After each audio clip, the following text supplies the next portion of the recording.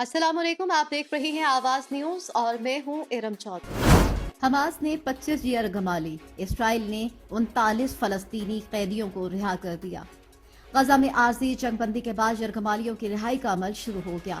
Media report के मुताबिक Hamas ने 13 इसराइली यरगमालियों और 12 थाई शहरियों को रिहा कर दिया।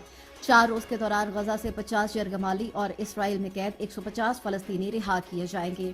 इसराइली वज़ीर आज़म के दफ्तर से जारी बयान में तस्दीक की गई है कि हमास ने 13 इसराइली यरगमालियों को रिहा कर दिया है। यरगमालियों को बजरिया हेलीकॉप्टर तल अवीव के मुज़ाफ़ात में कायम स्नाइडर अस्पताल मुंतकिल किया गया, जिन्हें खुसूसी तिब्बी मराकज़ में रखा गया है।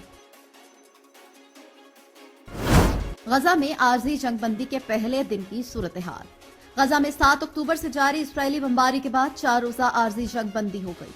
फलस्तीनी खानदानों की वापसी का सिलसिला जारी है। गजा में इसराइल और हमास के दरमियान 4 रोजा आरजी जंगबंदी के आगाज के बाद मिस्र से बरास्ता रफा क्रॉसिंग 8 टैंकर जनूबी गजा में दाखिल हो गए।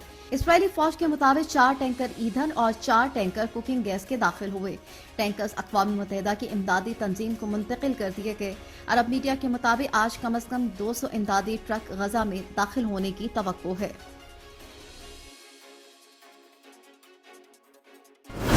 मकबूजा बैतुल मक़दस में इसराइली पुलिस की नमाजियों पर शेलिंग। मकबूजा बैतुल मक़दस में इसराइली पुलिस ने नमाजियों पर आंसू गैस की शेलिंग करके उन्हें आगे बढ़ने से रोक दिया। अरब मीडिया के मुताबिक इसराइली पुलिस ने गंदे पानी फेंककर नमाजियों को आगे बढ़ने से रोका। मीडिया रिपोर्ट्स के मुताबिक इसराइल ने गुज़श्ता जुम्मे भी फलस्तीनियों को मस्जिद अक्सा में नमाज जुमा अदा नहीं करने दी थी। नमाजियों ने मस्जिद के अहाते में नमाज पढ़ी थी। वक्त आ गया 2 रियासती हल पर काम किया जाए, बाइडन। अमरीकी सदर जो बाइडन ने यरगमालियों की रिहाई को शुरुआत करार दे दिया। गजा में आरजी जंगबंदी में तोसी के इम्कान पर बात करते हुए कहा कि वक्त आ गया है कि इसराइल और फलस्तीन के 2 रियासती हल पर काम किया जाए। वाज़ेह है कि गजा में 4 रोजा जंगबंदी के बाद फलस्तीनी और इसराइली कैदियों की रिहाई का अमल शुरू हो गया है।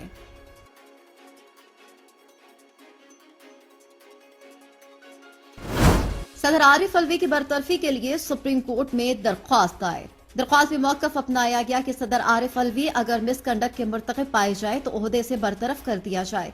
सदर मुमलिकत जानिबदार हैं और मुल्की सरबराह के ओहदे पर रहने के अहल नहीं। वो अपने ओहदे पर गैर जानिबदारी से काम नहीं कर रहे। दरख्वास्त में कहा गया है कि सदर मुमलिकत अपना दफ्तर पाकिस्तान तहरीक इंसाफ के हक में इस्तेमाल कर रहे हैं। उन्होंने इंतखाबात की तारीख ना देकर अपनी आईनी जिम्मेदारी पूरी नहीं की। सदर ने आर्मी एक्ट और ऑफिशियल सीक्रेट एक्ट जैसे मामलात पर सोशल मीडिया पर ट्वीट किए और उन पर दस्तखत ना करके अपनी जामीनदारी का सबूत दिया। दरख्वास्त में सदर आरिफ अलवी, उनके सेक्रेटरी और वजारत कानून इंसाफ को फरीक बनाया गया है।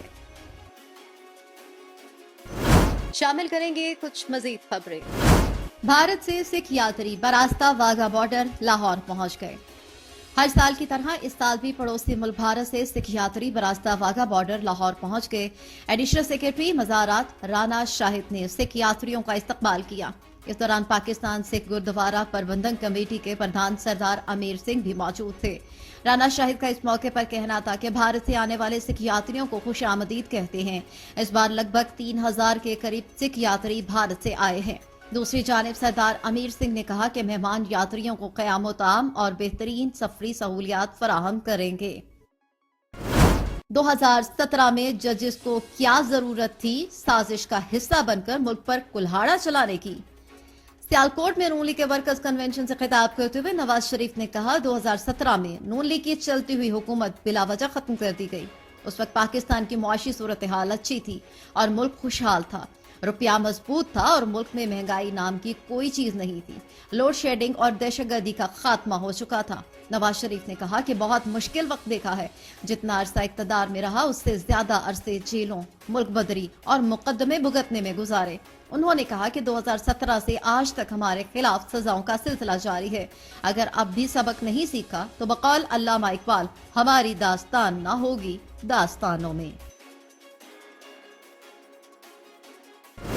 इन्हें पता लग जाएगा जब ये अवाम में वोट लेने निकलेंगे, शेख रशीद।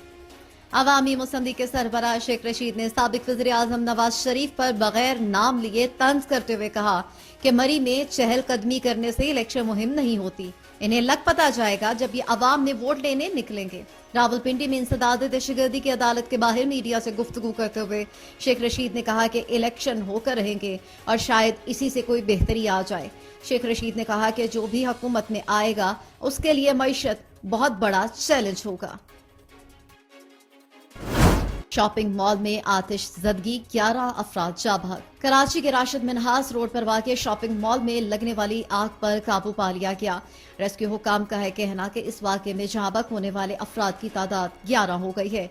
9 लाशें जिनाह, एक सिविल और एक अब्बासी शहीद अस्पताल मुंतकिल की गई, जबकि अब तक 46 अफराद को रेस्क्यू किया जा चुका है।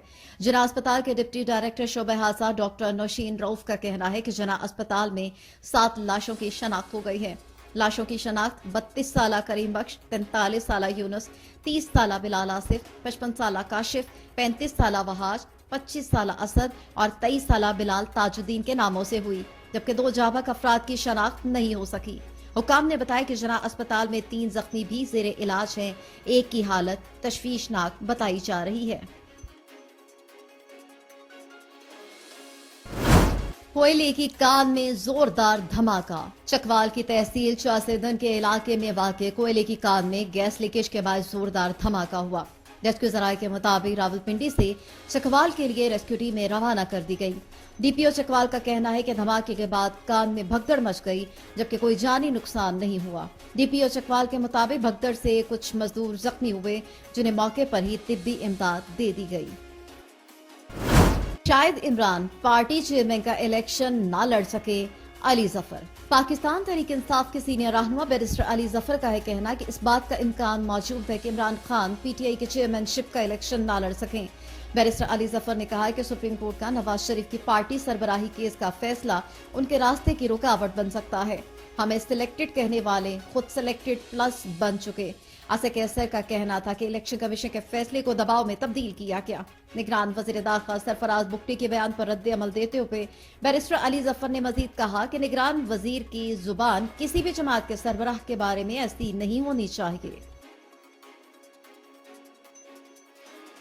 आवाज न्यूज से फिल वक्त इतना ही। मजीद खबरों और अपडेट्स के लिए देखते रहिए आवाज न्यूज।